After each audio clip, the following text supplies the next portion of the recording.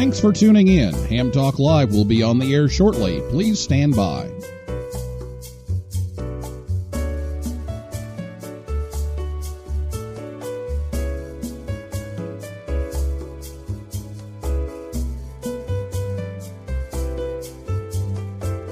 This episode of Ham Talk Live is brought to you by Tower Electronics. For connectors, cables, and more, call 920-435-2973 or visit pl-259.com. And by ICOM. Heard it, worked it, logged it. Visit www.icomamerica.com/amateur for more information about ICOM radios.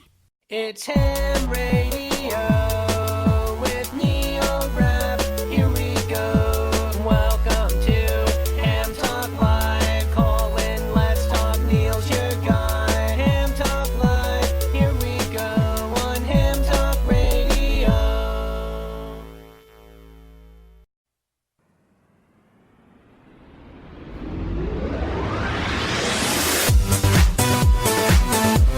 Hey, good evening, everyone. It's time for Ham Talk Live, episode number 197.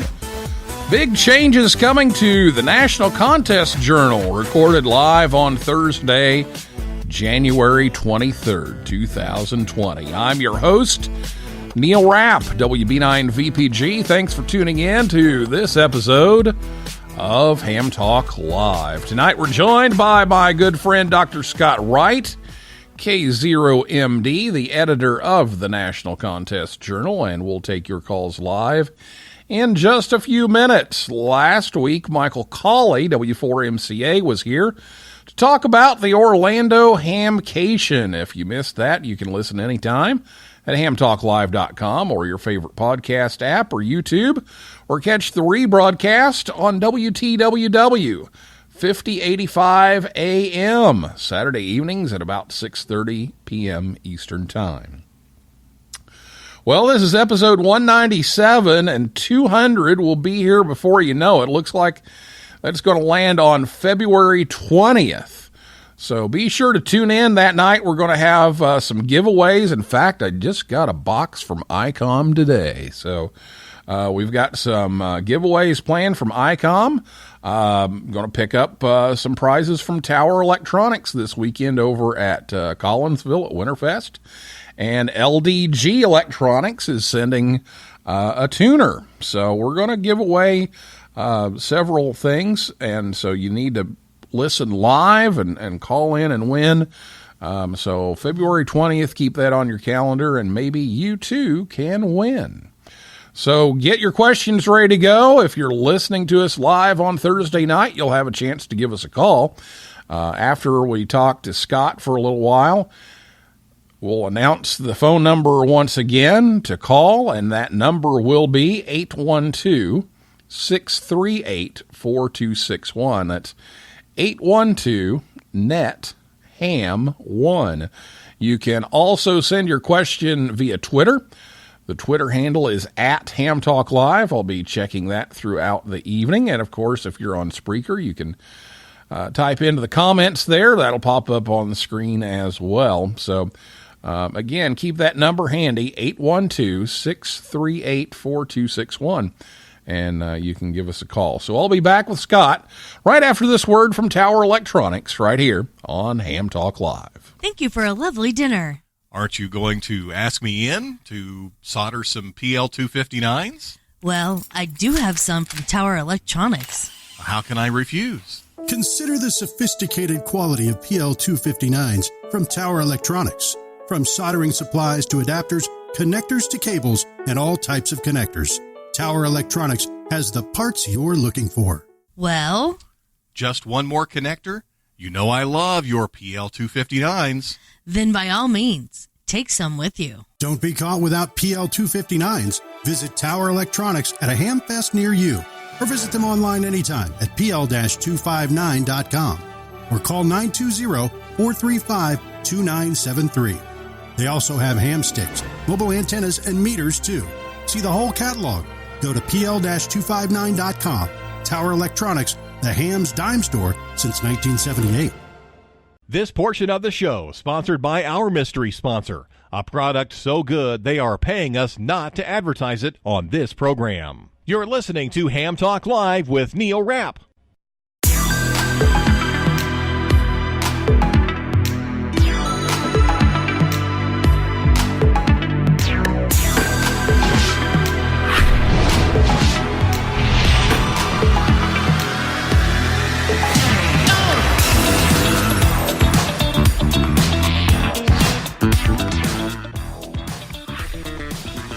Thanks to Scott and Jill from Tower Electronics for sponsoring the show tonight. They help bring you Ham Talk Live each and every week. They will be at Arcadia, Florida this weekend on the 25th. They'll also be in Collinsville, Illinois at Winterfest over by St. Louis, and I look forward to seeing Jill over there.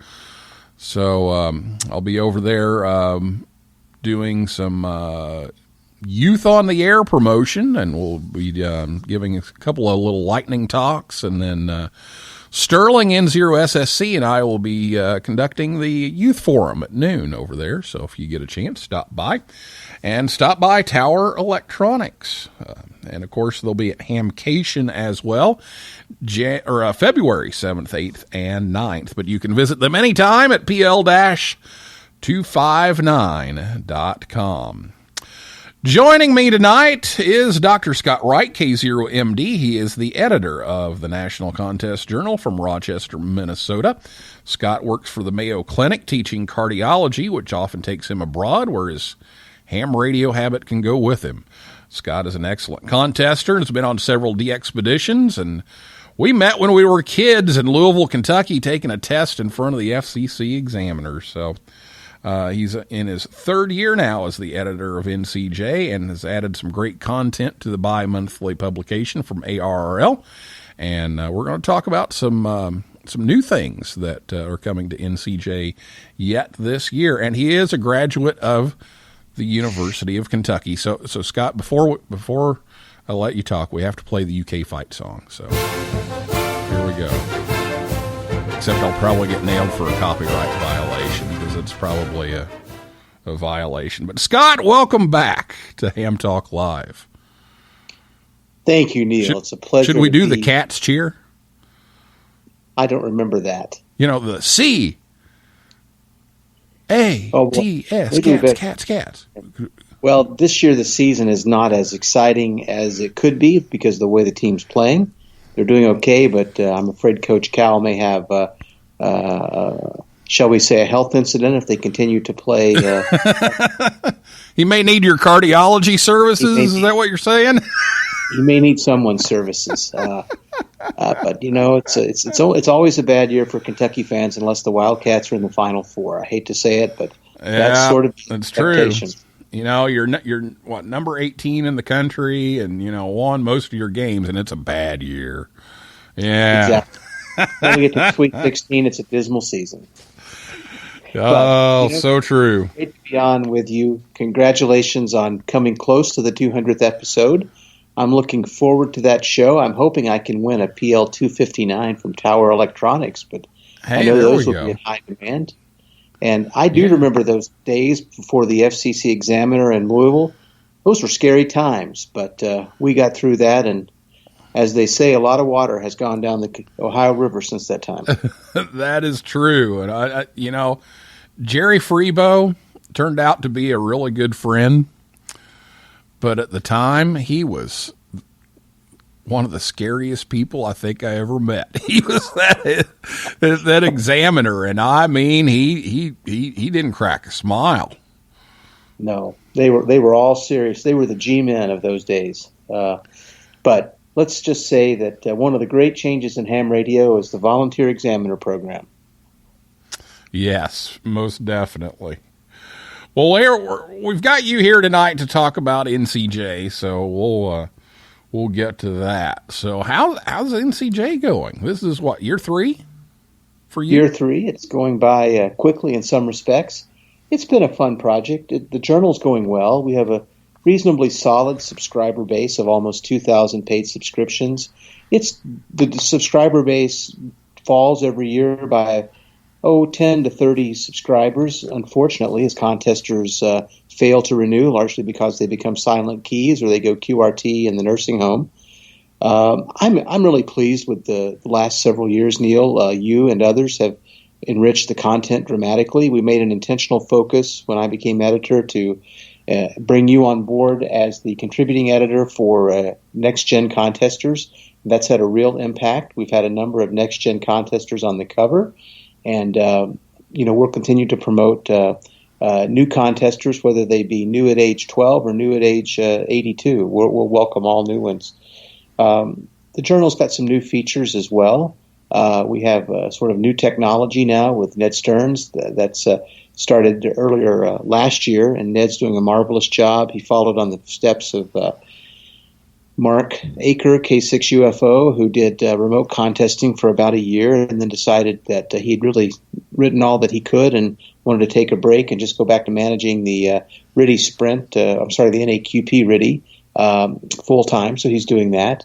And the solid, contributing editors, including the deputy editor, Fred Reganetter, K4IU, and all of those who write every issue. I can't name them all because I might forget someone, and I don't want to insult anyone, but they all contribute greatly in the readership. It's nice to hear from the readership. So the feedback is always welcome, and I think based on the feedback I'm getting and that others are getting, that the contest community at large is still appreciating what NCJ is doing. Well, what are your biggest challenges with the journal, except for getting the Next Gen Contesters editor to submit his articles on time? Well, I have a secret weapon for that individual contributing editor. I call Julie, and she makes sure he gets them out right. The biggest challenge as editor is the time. It's 20 to 40 hours per issue of my own time, and there are times and months that I'm extremely busy with work and my research activities, and it can be stressful. I've had to take time out of contesting to do the journal, which I regret, but it's the only way to make the equation balance. Sometimes it gets a little scary when you don't have any new content, but the contest community writ large has always come through for me. Almost everyone's written an article that I've asked. I've got a couple of hams who have some potentially tremendous articles, but they can't seem to get over writer's block, and I regret that because I've heard them speak at Contest U and other places, and I know what they have to say is so meaningful. And the other hard part really is that once everyone sends me their material, I have a really tight timeline of about 10 days, sometimes 5 days, to get it all to the managing editor so that he has adequate time to write it, format it, get it to the headquarters in Newington so the professionals there, like Maddie Weinberg and others, can get it formatted and then sent to the printer. Believe it or not, we want we need a long timeline for this. We ask you and the other contributing editors to get the material to me by the 10th of the month, 2 months ahead of the print date. So January 10th for the March issue.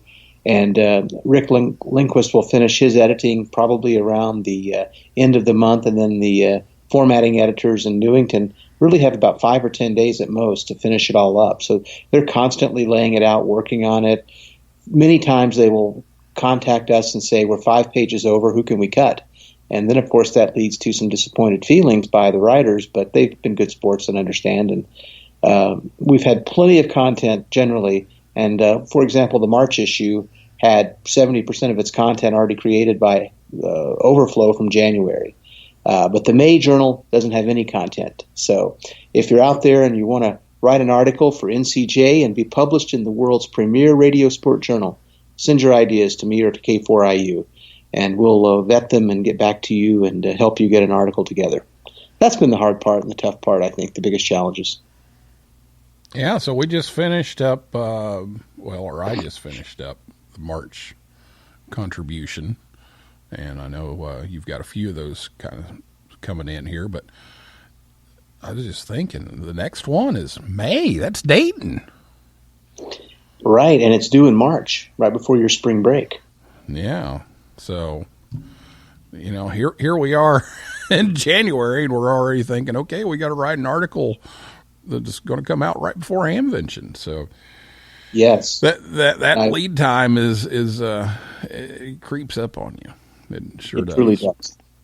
Well, what are some of those highlights of being an editor that, I'm sure you had a pretty good idea what to expect when you came on board, but what are some of the unexpected things that have come up along the way? Neil, that's a really good question. Probably the opportunity to meet so many new people who are touched by NCJ. I've said for many years to the staff in Newington, you may think you're putting out QST, a journal simply about ham radio, but for a busy, hardworking, sometimes stressed professional like me, it's a wonderful outlet to relax and to round out my life and to give me something to enjoy so that I can do my day job better. And NCJ, I guess, touches the same people in the same way and offers them that. It inspires them. People will write and say, I'm so happy to see the contest scores in this issue because I saw my call sign and that means so much to me. And just the goodwill of the contest community. Fred is just a wonderful deputy editor. We were traveling back from Visalia together, and he was enjoying introducing me as the editor to all the contesters who got on the flight out of Fresno, who recognized his call sign because he's so active in the CW test every week. And then he would introduce them to me, and they'd never met a journal editor before, whether it was QST, NCJ, whatever, or didn't think they had. And that was really cool to see who the journal touches and how much it means to people. And I also think, Neil, that the opportunity to create new content for the contest community is a great privilege. You've been a part of that. Many of the individuals you work with at K9SOU, as well as at the Indiana University radio station, the ham radio station, and your now Yoda team, including CE2LR in Chile and Bryant KB5HVO, have all contributed, Marty as well. So we've been able to get new content for Next Gen, as well as trying to help individuals who may live what we call in landlocked situations in a small city lot or have to go to a park to contest. We're creating content that makes it able for them to understand they contribute equally to contesting. Not everyone can be like K9CT or K3LR and have multiple towers and stacked Yagis. That, in fact, most contesters are not in it to win. They're in it to make a few contacts, have a few hours of enjoyment, and maybe work some new DX. So that's really been enjoyable to create new content and create another expanded vision of what contesting can be beyond the traditional thoughts of, CQ Worldwide, ARRLDX, to also what can it be for city dwellers and younger hams. Well, I know one of the things that's been on your mind for quite a while, and we've talked about it before, is getting a digital version of NCJ going. And I know you asked for that, and there was some time when we thought it wasn't going to happen, and now it is going to happen. And so what prompted you to ask for this and get NCJ in a digital format? That's a really insightful question, and I really appreciate you asking me that because I do a lot of work with journals. I'm an associate editor of one of the most widely circulated medical journals in the world. I've been reading medical journals for 30 years and reading them digitally for 15 to 20. And many years before I became editor of NCJ, I had conversations with Dave Sumner asking if QST could be digital or be stored digitally. I enjoyed reading the print version, but I wanted to be able to access QST from anywhere I was in the world and pull an article up and read it, not have to carry 10 magazines with me. The big driver is, Neil, that the publishing world is going digital. Ham radio contesters will be the last group to ever be fully digital. We will drag them kicking and screaming into the 21st century because they want the print. Most of them want the print. I understand that, and I respect that. I like to read printed newspapers, but it's impractical, largely. So I have learned to read journals and newspapers on 24-inch monitors and to synthesize the material. And almost all the medical journals that I read are now digital. They make print versions, but those get tossed. And I've even offered to double my dues to my cardiology groups that I belong to if they will quit sending me the printed journals, because they really are taking a lot of effort to recycle and to be a good environmental steward. So the printing world is going digital. Even the journal I'm an associate editor on, we've been told you're to be prepared to go fully digital in just a few years. Secondly, I think NCJ should be a worldwide resource. I still believe it's the premier journal of radio sport globally, but we cannot sell subscriptions overseas because it's outrageously expensive. We're talking over $100 typically for someone in Europe or South America to subscribe and then have it delivered by mail. And a digital subscription, really, they can download it and look at it and even print it out on their own paper for nothing more than what it would cost to just have the print subscription in the United States. And finally, I think NCJ should be the number one resource that contesters of all skill sets and skill levels go to for material. And I'd like to broaden the content of NCJ even more. I'd like to have it good for lifelong learning. I'd like to see NCJ offer beginning contesters a lot of practical tips and skill sets to how to learn and understand things more in depth, to be a forum for you to mentor people who want to bring young people into contesting, for groups like the Nashua Amateur Radio Society to be a part of, Fred and his wife and their team in New Hampshire to talk about how you get all kinds of people active into contesting. And to be able to do that, we just can't, there's just not enough money in ham radio, let alone in the entirety of the United States, to print all of that material every month or every other month. And so we can easily expand our focus and content and offer more if we do it digitally, because it's just the cost of editing and formatting to make it digital versus the cost of printing it. So those are the three drivers. Publishing world's moving to be digital. The desire to see NCJ read widely in the world and have worldwide contributors like we have from South America now with CE3CT, and then a need to be able to push more content out to help people on a just-in-time basis so that the web is the ideal place for that. So those were the three reasons that I started advocating for a digital NCJ, and I began that soon after I was made editor. And I had an agreement with Barry Shelley, who was the former CEO and now the current CEO of the ARRL, to come to Newington and talk with him about it and to pitch the idea. And Barry, as you know, was the CFO for the ARRL for many years, so he knows where every penny is buried in the league. And he's a good steward for ham radio. He does his best to free up every available resource to promote the hobby. And I contacted Howard Mickle in the early spring in March of his first term, his only term as CEO, and asked if we could have a discussion, sit down and have a discussion, that Fred and I would pay our own ways and come to Newington to meet. And Howard declined, instead commissioned a survey that Steve Ford managed to then survey people who have recently turned in a contest score to the ARRL.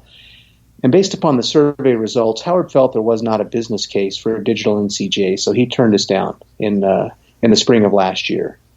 Because he was concerned that the subscriber base was going to continue to dwindle, that there was not widespread support.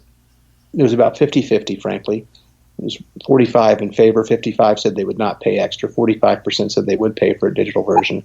And he felt that was just too risky given the precarious nature of ARRL finances. So Howard declined, and we had to live with that situation. And ultimately, Steve Ford, in his very kind and insightful way, brokered a compromise that we could potentially put the PDF of NCJ on the web and then figure out a way with IT security to let current subscribers access that. But before we could get league resources dedicated to develop the IT pathway, Howard and his executive team at Newington had decided that the ARRL needed to enhance the value to membership for the $49 a year of dues. And they could do that by allowing access to QST on the air, QEX, and NCJ as digital subscriptions to any league member. And so much to my surprise, I learned in December from Steve that Howard had proposed that we go forward with a digital NCJ and a digital QEX. I really credit N2RJ, Rhea Jairam, for working behind the scenes as a director. I'm sure she built a coalition of our directors for the league to support this.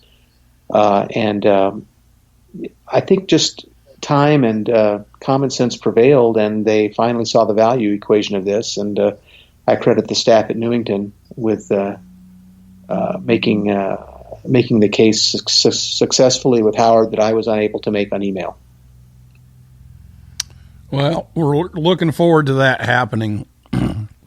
And do you have a projected timeline for that to take place? I do. Do you have a drum roll? I don't. Okay, well, we can. But I don't. I've got an electric shock. Oh, let's not do that. We don't want any cats or humans injured in this broadcast. Okay. I'm told that we can give you applause afterwards. How's that? Okay. I can always say Balfour. Yeah, you can say, yeah, oh, you said it, yeah. Anyway, we think the May-June issue will be the first issue that comes as digital. So for the current subscriber base, thank you for subscribing. Please keep it up. You will also have access to a digital NCJ, we think, in May, and to all ARRL members who don't subscribe, you can have access to the digital version in May, likely. And to anyone who would like access to NCJ, who might be listening from Europe, South America, Asia, or even Bouvet, you can subscribe and join the ARRL for $49 a year and have access to all of the journals, the flagship journal QST, as well as the other flagship journal NCJ, and then, of course, QEX and On the Air. All right. Well, sounds great, but it's time for a break. So we're going to take a break, and we're going to come back with Scott and take your questions right after this word from ICOM America right here on Ham Talk Live. New year, new savings. Bring in the new year loud and clear with some of ICOM's most innovative products. Check out the website for current promotions on ICOM's IC 7610, 7300, and 9700. Start the new year off with the high-performance IC 7610. It's a direct sampling transceiver that will change the world's definition of a software-defined radio. It has the ability to pick out the faintest of signals, even in the presence of stronger adjacent ones. With RF direct sampling, 110 dB RMDR, independent dual receiver, and dual digicell. With the IC 7300, ICOM is changing the way entry-level HF is designed. This high-performance, innovative HF transceiver has a compact design that will far exceed your expectations. RF direct sampling, 15 discrete bandpass filters, a large 4.3-inch color touchscreen, real-time spectrum scope, and an SD memory card slot. The IC 9700 was built with the VHF-UHF weak signal operator in mind, with faster processors, higher input gain, higher display resolution, and a cleaner signal. ICOM's IC 9700 is the pinnacle of perfection. A 4.3-inch color touchscreen, dual watch operation, and full duplex operation in satellite mode. Real-time high-speed spectrum scope and waterfall display. Voice recording and playback function with the SD memory card. And it supports CW, AM, sideband, FM, RTTY, and D-Star DV and DD modes. Visit www.icomamerica.com/amateur for more information on ICOM radios. Join the conversation. Give us a call at 812-NET-HAM1. That's 812-638-4261. Now, here's more Ham Talk Live.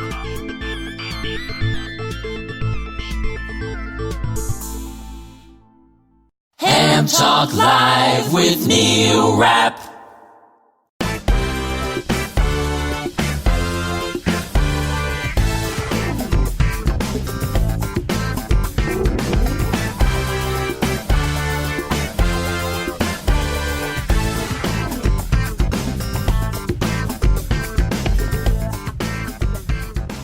ICOMAmerica.com/amateur. Make sure you check that out. ICOM helps bring Ham Talk Live your way each and every Thursday night at 9 p.m. Eastern Time, right here at hamtalklive.com. Be sure to check us out on Facebook, Twitter, and Instagram as well. And it's time now for your calls. So if you have a question for Scott, give us a call right now at 812-NET-HAM1. That's 812-638-4261. Or you can tweet us at Ham Talk Live. Several have. We'll get to those here in just a second.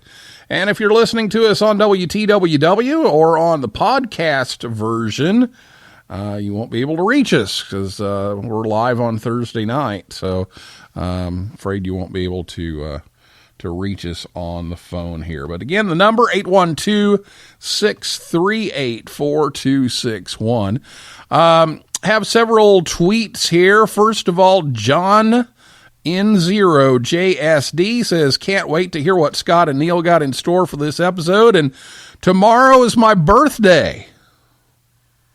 Happy birthday, John. So happy birthday, John.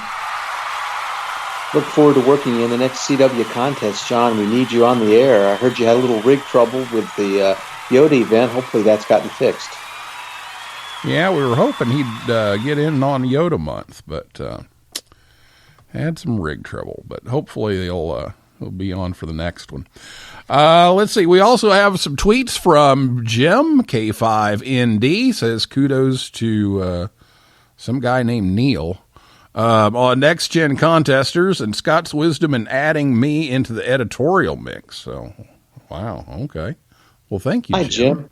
It's so nice to hear from you. And I want to commend your listeners to look at some of Jim's articles in NCJ on being a rover station for VHF contesting. Jim's an accomplished ham contester, mentor, leader with the Boy Scouts and others, but took time to write for NCJ, and we're putting his articles on the website so that people can have access to them going forward. Jim, thank you for writing and for all you do to help promote more activity on the air across all age ranges and spectrums.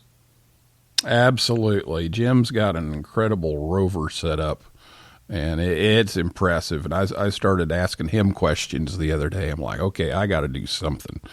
I got to get something figured out on satellite, and he was also helping me with some of the Youth on the Air stuff. So, Jim, thank you so much for all your help and all that you contribute here. And he also says kudos to the great additions on VHF contesting, and also says great insight on the digital editions, broaden the reach, and open up to more content at limited additional costs. So, great work, Scott.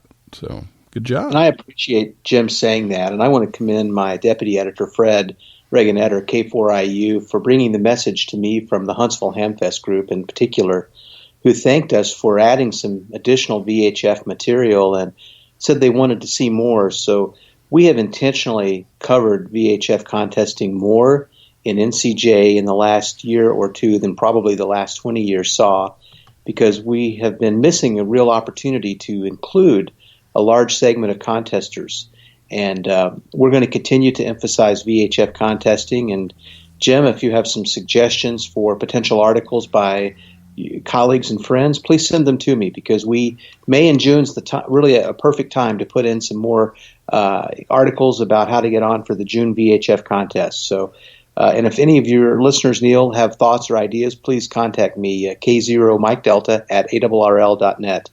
And we will be glad to consider those ideas and try to get articles together. Sounds like a good idea. And you can also give us a call right now at 812-638-4261, 812-NET-HAM1. If you have a question or a comment to add here about the National Contest Journal with Dr. Scott Wright, K0MD, the editor of NCJ. We've got one more tweet here for you from David N4YHC. Says, please make sure you keep a print copy option for now. While the online magazines can be handy, it's a lot easier for me anyway to read a paper magazine while riding on airplanes and cars, and also sets a better example for our children when we're teaching keeping that screen time limited. So you want to respond to that? Thank you very much, David. It's nice to hear from you in Union, Kentucky. As you probably can tell, I'm a native Kentuckian and used to have a QTH about 150 miles east of where you are. But the propagation is so good in the Purchase region where you are, and it's nice to work you in contest. David, I completely agree. I find it easier to read the print versions when I'm traveling without Wi-Fi access. And going forward, we will continue to have a print edition of NCJ as long as the subscriber base is able to maintain the cost, or the ARRL will subsidize the cost. There are no plans at this time to discontinue the print edition. I can't commit to that being the case going forward 20 years, but I don't think in the short term we're going to have any trouble with that. And maybe, just maybe, we'll have enough uptick from the digital NCJ bringing new league members in that the ARRL will make a commitment to keep it going out in a paper edition as one option for membership. We'll know more, I think, as a new CEO comes on board to see what his or her vision is for maybe offering more member benefits, including a print to NCJ. Yeah, there's always that feel of the print copy, but then there's the convenience of the digital copy, and I think, it's kind of split down the middle which one people prefer, and I kind of like the digital because I can search it and I can, go back in the archives and find stuff easier, but, there's also something about holding a script in your hand, holding the paper. And so for right now, there's both available. Well, John says what happened to the rig, it was a static discharge in the rig. Doesn't know what happened, but he's getting a new antenna soon and an amplifier. And he's still got his portable set up for now. So he's still waiting on the rig, but at least he's got his portable set up. So we look forward to hearing you on the air with your main rig soon. 812-638-4261 is the phone number if you'd like to chime in tonight. This is your chance to do that. That's what the show is about, is taking your questions and comments. So give us a call, 812-638-4261. Or you can tweet us. It's at Ham Talk Live. And if you're listening on Spreaker, you can comment, and I'll get that on the screen here as well. Well, while we're waiting for calls to come in and tweets to come in, Scott, let's talk a little bit about some of the trends in contesting right now. What are some of the current trends in contesting? Neil, I'm delighted to talk about that. Contesting in the United States is somewhat different than in Europe in this regard. Europe has seen a resurgence of new contesters who are, shall we say, 30 to 50 years of age, individuals who probably didn't have access to electronics and just the elegance and beauty of HF radio that we grew up accustomed to and really blessed to have because of living in the United States with its freedom and economic liberty. And so now they're where we were maybe 20 years ago. And so they have active contest clubs and attracting a lot of youth. You know that from Yoda work and watching the young people. Whereas in the U.S., the younger people, with notable exceptions, including some that we've mentioned tonight and some who have tweeted in, are more interested in digital communication via GHF with smartphone. Contesting in the U.S., we know that contesters are largely older than average hams. The modal distribution of contesters is, well, the two largest groups are in their 70 to 79 year bracket and 60 to 69 year bracket. I received an interesting figure tonight from Dr. Frank Howell from Mississippi, who's working on a demographic article for NCJ and a strategy to help us convince the mature contesting community that we have to reach out to even younger adults, meaning 50 to 60-year-olds, to get them in. Because compared to the population at large, contesters are 3 to 4 times more likely to be in their 60s or 70s than the population would predict. And the danger of that is that as they get older and need to move into housing situations where it's difficult to have a tower and a radio or an antenna, they are often going off the air, and unless something dramatically changes in life expectancy, those who are 70, 75 may not be on the air for more than 10 more years. So we're watching the contesting itself is at risk in the U.S. unless we can get newer hams and sort of younger hams, meaning under 60-year-olds, into contesting. Neil, you and I are relatively young compared to the average contester age, and we both have been hams over 40 years. I think you're going to have your 45th anniversary as a ham very shortly, and I will too. So I really would like to see us ask. I think there are two groups of individuals that we ought to attract into contesting, on top of the youth that you're working, and Tim Duffy and Bryant and Marty and others are working to draw in. And those are recent retirees who have left the workforce and now have time on their hands and are looking for something meaningful to do. And ham radio is a wonderful hobby. It can be done indoors or outdoors. It can be done in all seasons. It requires you to mentally think through issues, and so it helps you to grow. And I think it keeps you from maybe getting dementia a little bit because you're using your brain more, and it helps you to have social connections and to stay connected. And then I think we also should target the 40 to 55-year-olds who have completed college and graduate school and are well established in careers and have children who are either teenagers or in college.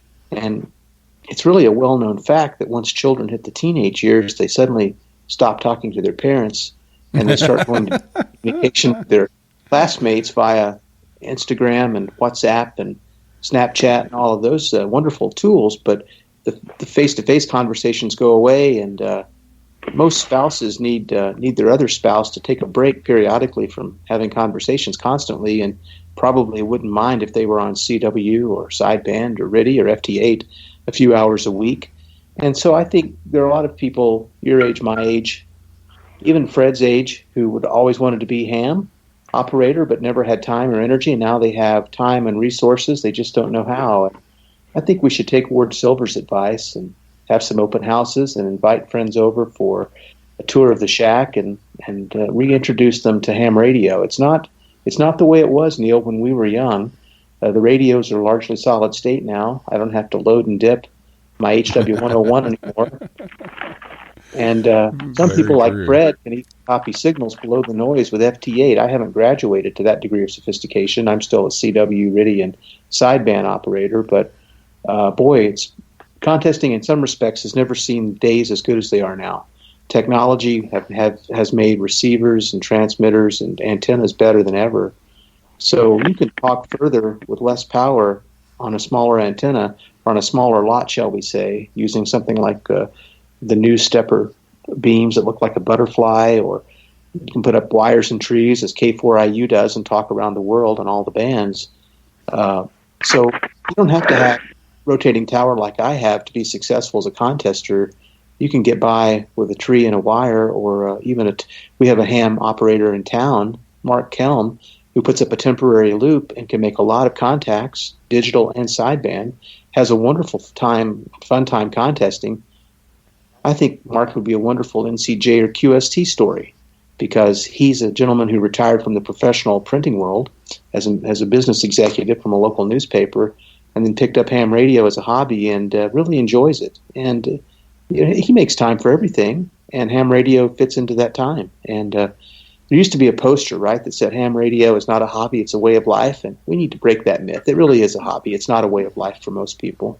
And you can balance your family and your grandchildren and your work and also have fun with the hobby. Well, we've got a caller that's been patiently waiting, so let's go to the caller. Welcome to Ham Talk Live. Hi, Neil and Scott. This is Dan, W5DNT down in Texas. And I've got a question for you, Scott, really two questions. We've all recently heard about Howard Mickle's departure from the ARRL following this weekend's board meeting. What's the impact of this change on your work, and what are your dreams for a post-Howard Mickle future for the ARRL? Hello, Dan. It's nice to hear from you. And Dan is really an accomplished HF operator and DXer in Texas, and someone I greatly respect. So really thank you for the call and question, Dan. As you can probably imagine, Howard and I did not see eye to eye on how contesting and the printing of the NCJ should go, but I respected his position and didn't really have a place to turn. And I really never felt that he understood contesting as well as an ARRL CEO should, because I watched a YouTube video of Howard in Chattanooga where he talked about the need to develop a distinct journal for radio sport on top of the journals that we have for contesting and experimentation. And it made me really worry that maybe Howard didn't understand contesting very well. Dan, I think an ARRL CEO should be a ham's ham. Maybe I'm spoiled and have such admiration for Dave Sumner, but Dave Sumner was a good executive, and he was on the air. You could work him in contests, and he was on VHF as well. And I sure would like to see a CEO who understands contesting, maybe does some contesting, does some HF operations, as well as 2-meter INCOM, maybe satellite work. I know in the last round of interviews they had a number of outstanding applicants, one in particular who sort of checks all those boxes. And I talked with him at Dayton a little bit about contesting. He'd gotten word that I had asked about a digital NCJ and had shared with me that had he been named CEO, he was going to make a digital NCJ part of the membership benefits, which turns out that Howard and the team in Newington decided to do. So maybe they heard about his idea and decided to run with it. So I think we have a real opportunity to put a ham operator back in the seat in Newington who can relate to the average ham who's on the air and can understand where the hobby is. In my field of medicine, and I work at the Mayo Clinic, where we have a CEO who's a physician and a practicing physician. And it's always been my experience that if the boss does the work of the everyday people, they better understand what life is like. And that's why we have such a great CEO. And I would say if we get somebody in Newington who's a CEO, man or woman, who understands the work of ham radio and does ham radio activities, then the future will be bright. So I'm hopeful, Dan, that we can get a CEO who will embrace contesting, who will understand its impact on ham radio, just as we have a wonderful impact from IMCOM work and emergency services, weather spotting, satellites, youth promotion, and who will do all he or she can to put resources in to grow contesting, to help groups like what Neil is working with at K9SOU and many other school clubs, as well as like the National Amateur Radio Society, who have brought in over 200 new members into ham radio in the last couple of years, who will understand how to grow ham radio and who understands the pivotal role that contesting plays and pushing manufacturers to make better radios. Contesters like to believe they drive the R&D of ham radio HF equipment. It's probably true. Contesters and DXers do. That doesn't mean the radios are not important to the casual ham. They're very important. But if we can make contesting better, we make all of HF ham and VHF ham radio better. So I'm really hopeful that we can turn a page and we can get a CEO in who will embrace contesting and try contesting and get on the air and let us all work him or her a little bit. You know, it was always exciting to work K1ZZ in the contest. And, you know, I'm sure Dave felt like a celebrity having so many people call him, and I think a new CEO would find it just as fun. So thank you for that question. Thank you, Scott. Thank you so much for calling in.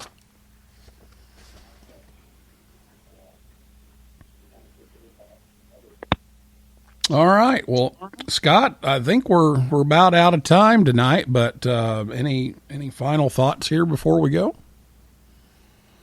Neil, I just want to congratulate you on your show. I remember we did the first show together, I believe. Now you're on episode 197, soon to make 200. Congratulations. And also congratulations to you and your school club for continuing to do so well in School Club Roundup. You're really doing an excellent job. If I could just leave one thought with your listeners about contesting, it's this. You don't have to be a superstar to contest. Most of the contacts during contests are made by casual operators working others. And if you can only get on for an hour or two and make 25 contacts, that helps all of us. And it also helps you because you get better trained for using your radio for any emergency situation. So if you need help figuring out which contest to try, drop an email to us at NCJ. We will try to find someone in your region to help you get set up and get going. And let us also know what kind of content you want to read about so that we can continue to meet your needs to grow your radio sport skills. Neil, thanks again, and it's nice to be on in 2020 with you. And that's all I have to say. I won't wrap it up at all. Well, Scott, thank you so much for coming on once again and sharing with us about the National Contest Journal and a lot of these big changes that are coming up, and hope that things continue to expand and grow, and we'll look forward to seeing it all happen and kind of kicking off this summer. And we wish you the best with the Youth on the Air event. That's an exciting thing, too. Thanks again, Neil. All right. Thank you very much, Scott. Well, yeah, speaking of Youth on the Air, we have a matching fund drive going on right now for the Youth on the Air camp through the end of February, and we sent out some announcements on that today and was on Ham Nation last night talking about that. So if you donate at youthontheair.org between now and the end of February, your donation is matched dollar for dollar up to $4,000, thanks to our generous donor, Steve. So make sure you consider that as a possibility to help young people learn all about ham radio, including contesting. There'll be a lot of contesting things there at the camp. So that's going to finish it up for this week. That is a wrap for this week's Ham Talk Live. Thanks to Dr. Scott Wright, K0MD, and everybody out there in cyberspace for listening and calling in, and invite you back next Thursday night at 9 p.m. Eastern Time. We hope to bring you Riley Hollingsworth, K4ZDH, to talk about the ARRL Volunteer Monitor Program next week. So hopefully that will work into his schedule. So that's our plan. And for a list of all of our upcoming guests, just go over to hamtalklive.com. And if you like the show, please leave us a review. That's a real big help if you will do that. So please leave us a review wherever you listen. That helps others find us faster. So for now, this is Neil Rapp, WB9VPG, saying 7375, and may the good DX be yours.